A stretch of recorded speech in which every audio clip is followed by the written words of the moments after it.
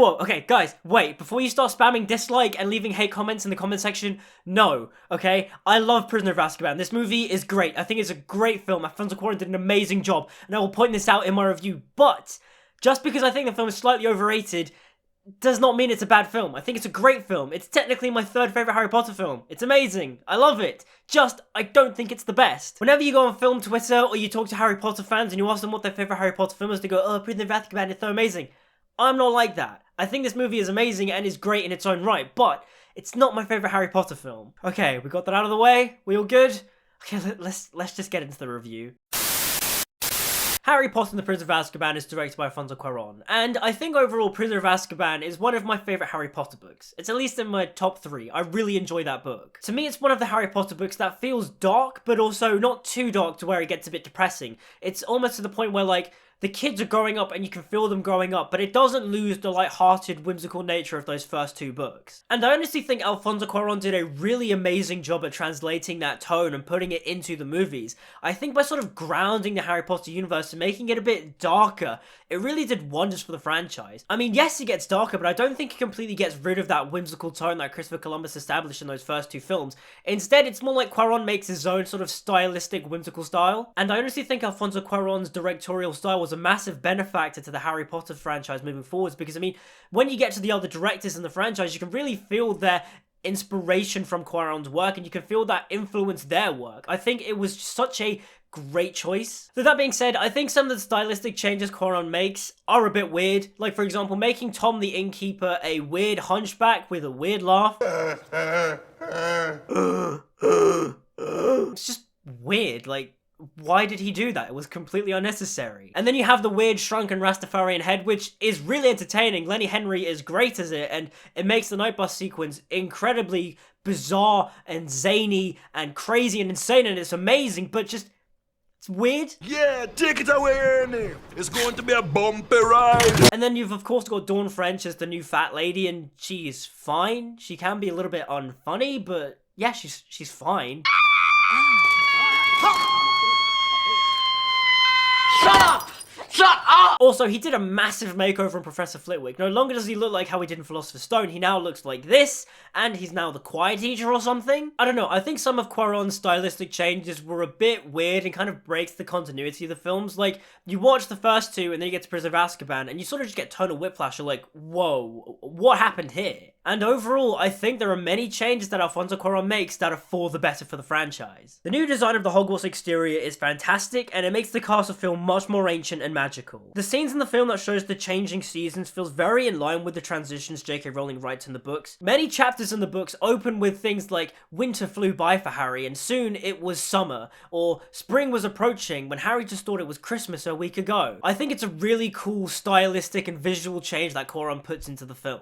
Cuarón's decision in letting the kids mess up their own uniforms and styling their own hair really was an amazing detail. In many ways, it helps them feel like school children. By the way, this is Daniel Radcliffe's best Harry Potter hairstyle. It is amazing. The way that it is messy and sticks up all over the place feels very much in line with the way Harry's hair is described in the books. It looks so cool and just, God, it's amazing. Giving everyone more distinct looking wands to help differentiate the characters was such an amazing idea. Plus, it is such a good marketing tactic, like, it's genius. I mean, as you can tell, it certainly worked on me. Also, the way Cuarón brings certain things from the books to life, like the Night Bus, the Marauders map, and the Dementors are just incredible. I mean, the Dementors, for one, are so cool. I mean, the CGI on them is flawless, and I just love looking at the behind the scenes where he was experimenting with, like, underwater puppets and the way they should move. Like, it was so cool, and honestly, just such a great choice. They honestly feel like they were leapt straight from the book. I mean, the scene on the Hogwarts Express where they, you know, first attack Harry, it's so creepy and scary, and the atmosphere is well built, and just,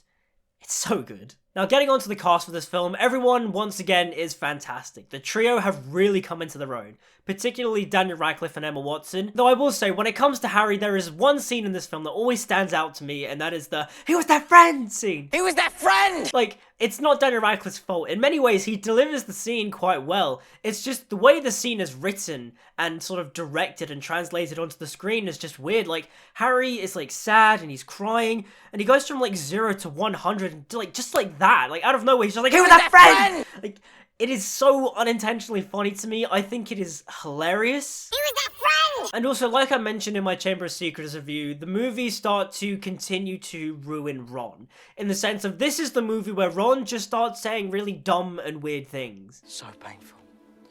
They might chop it. Like, I really don't know why they keep doing this to Ron. Ron in the books is a really strong character, and in the films, he isn't. Like, the line Hermione says of, oh, if you want to get to Harry, you'll have to get to us too. Like, that's a line Ron says in the book. Why did the movie give it to Hermione? Like, I don't get it. Why sacrifice Ron to make Hermione look better? But anyway, that negativity aside, David Thewlis as Remus Lupin was fucking spectacular. He is so spot on to the character in the books. He is just so warm and kind, and you really buy that he was Harry's best friend, and that, by extension, he becomes a friend of Harry's. He was a really calm and warm and comforting figure, albeit he's a bit too old to be the character from the books, but still, he's just amazing in the role. And speaking of amazing, Gary Oldman as Sirius Black is incredible. He's just so good. Again, similar to David Thewlis, he's a bit too old to play the character from the books, but still, he's awesome. Though I will get to my biggest complaint with Sirius Black a little bit later on, and it is kind of important because it's also a problem I have with Sirius in the books, but we'll get there. And now let's get onto the subject of Dumbledore, who is now played by Michael Gambon in the films, who obviously replaced Richard Harris after his passing. And as a kid, growing up, I didn't even realize that Michael Gambon had replaced Richard Harris. I just thought they were the same actor. But obviously finding that out, it is really sad and heartbreaking. And despite my issues I had with Richard Harris's Dumbledore, I thought he was good in the role. Albeit he was a bit too old and not as energetic as book Dumbledore, he was still really great. But now in Prisoner of Azkaban we have Michael Gambon, and honestly, I think Gambon did a brilliant job in replacing him. I think Gambon is a much better Dumbledore, actually. To me, especially in this film, he has the energy, the charisma, the warmth of book Dumbledore. He is really great in this movie. My one problem with him in this movie is his costuming. Like, I don't know why he looks so sort of scraggly and raggedy.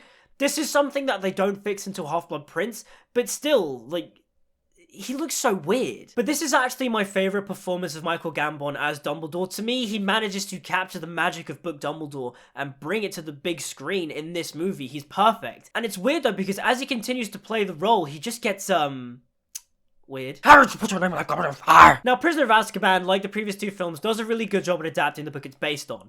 But certain omissions does hinder the film's storytelling and leaves it with a few plot holes. Like, in the film, how did Snape know that Harry, Ron, Hermione, Lupin, and Sirius were in the Shrieking Shack? In the book, Snape finds out by going into Lupin's office to give him his Wolfsbane potion, but Lupin isn't there. He sees the map on the table and sees that Harry, Ron, Hermione, Lupin, and Sirius are all inside the Shrieking Shack, and so he goes after them. But in the movie, they just don't explain it, he just shows up. Now, getting onto my big problem with Sirius Black, and this is an issue I have with him in the books, and that is, why does he go from acting like a complete raging psychopathic maniac to suddenly being the nicest guy in the span of like 20 minutes? I mean, it's obvious there to be a misdirect to think that, oh my god, Sirius is this big scary guy when actually he's like the nicest guy ever, but just, it feels weird in context. I mean, this is a problem I have with him in the books, and honestly, I'm really glad that they cut out the scene where he breaks into Gryffindor Tower, because again, that move in the book was so dumb and weird. Like, he goes into the tower with a knife, tries to kill Pettigrew, who's still Scabbers at this point, and then, Ron catches him and he's all like, ah,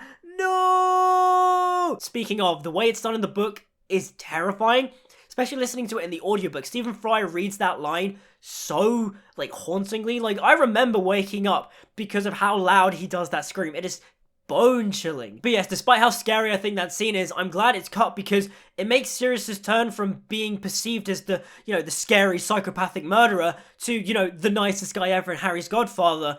It diminishes that by having him act so crazy throughout most of the story. The omission of the reveal that Moony, Wormtail, Padfoot, and Prongs is James, Sirius, Lupin, and Peter. Sorry, I had to say that really slowly because last time I did that, I ended up saying Remus and Lupin as two separate people, when obviously Remus is Lupin. That omission to me really does get on my nerves because it's an important one, because not only does it pay off who the Marauders actually are, but it also gives Harry a more personal connection to them since, it is his father and his friends. Which then helps to justify Snape's anger and rage towards Lupin and Sirius because they are James's friends, which then again highlights Snape's bitterness towards James. And again, by not focusing on that hatred, it makes movie Snape look more ignorant rather than bitter, because obviously when Harry and Ron and Hermione are telling him that Sirius is innocent, in the book Snape is like blinded by bitter rage from the guy who used to bully him as a child, but in the film it just seems like Snape just believes that Sirius is the murderer. Again, it's a tiny omission, but it is kind of important because, again, it adds to Snape's character. Snape is meant to be an asshole. Turn to page 394. And again, it shows that Snape is willing to condemn an innocent man just because he is bitter and spiteful that he bullied him during his childhood years. Like, it's a really important detail, and I am annoyed that the film completely misses it. I also wish they included in a line that James actually saved Snape as a child because, again, that's important. It shows that even though James and Snape hate each other, James is not willing to let Snape get killed by a werewolf. Because obviously in the book, Sirius plays a prank on Snape and tells him to go down, you know, the secret passageway down the Whomping Willow, which then takes him to the Shrieking Shack where Lupin is transformed into a werewolf. But James catches wind of this and saves Snape's life. It's an important detail, and I'm annoyed the film skips out on it. Ron and Hermione just seem to bicker in this film without providing any of the real context established in the book. Like, yes, they argue about Crookshanks eating Scabbers, but, I mean, that happens at roughly the beginning of the third act of the film. Like, to me, it's a bit too little too late, since in the book, they've been arguing about that throughout the whole year. Plus, it's also coupled on with the fact that Hermione rats on Harry for being sent the firebolt for Christmas by Sirius Black. In the books, Harry gets the firebolt earlier in the year, whereas in the movie, he gets it right at the end. But that argument and the bickering between Ron and Hermione is a real crucial point about Prisoner of Azkaban, because it shows that the trio fractures a little bit, and obviously it adds to the teen angst. And so, because the film doesn't really establish them arguing throughout the entire school year, it does make them bickering feel a bit out of place, if you will. Also, speaking of the firebolt, the reason why Harry in the book gets the firebolt earlier in the year is because it helps them win the Quidditch World Cup, and in the movie we only get one Quidditch match, which is done really well. Like, it's really cool, but you know, this book is the one where Gryffindor finally wins the Quidditch Cup, and it's awesome. That third and final match is so cool and thrilling, and just, we don't get to see it. Like, god damn it, movie. I want my Quidditch matches. Anyway, fanboy nitpicks and negativity aside, this film just has some truly amazing scenes. I mean, since we're on the subject of Quidditch, that Quidditch match in the rain is awesome. I mean, John Williams' score is amazing. The Quidditch theme, the da-da-da-da, it's so cool, and the way it's shot is so thrilling and exciting. And then, like, Harry flying through the sky avoiding the Dementors, it's amazing. The lesson with the Boggart, the first lesson with Lupin teaching Harry to produce the Patronus, Buckbeak's flight, Harry producing the final corporeal Patronus to save him and Sirius from the past was just incredible. I mean, the way Daniel Radcliffe delivers the line Expecto Patronum, like, oh my god. Expecto Patronum! And although the freeze frame at the end is a little corny, the scene where Harry first rides the firebolt at the very end of the film is amazing. I mean, yeah, the freeze frame is weird, but it is just, it's so, like, stylistic and corny and goofy and amazing. Just, it's brilliant. And lest we not forget John Williams' score. I mean, John Williams' score is a bit different in this film than it is in the first two Harry Potter films, but the music is still spectacular as ever. I mean, Buckbeak's flight, the Patronus theme, A Window to the Past.